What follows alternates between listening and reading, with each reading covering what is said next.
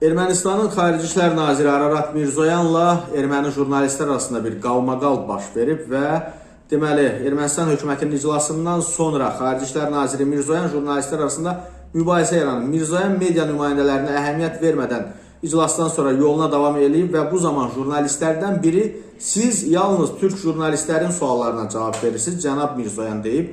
Bu sualdan sonra Mirzoyan geri qayıdıb və bildirib ki, ilk olaraq dediklərinizi çox kobud, tərbiyəsiz və qeyri-peşəkar hesab edirəm. İkincisi, bu peşəkar jurnalist fəaliyyəti deyil, bu siyasi aksiyadır, ayıb olsun. Jurnalistlərdən birinin isə XİN rəhbərinin bu iradlarına cavabı gecikməyib. Və o bildirib ki, sizə ayıb olmalıdır ki, gəlirsiniz, bizi danlayırsınız və gedirsiniz. Artıq getməyə hazırlaşan Mirzoyan yenidən geri qayıdıb və deyib, sizlərdən kimsə ancaq türk həmkarlara cavab verirsiniz deyəndə sizə ayıb olsun deməyə tam haqqım çatır.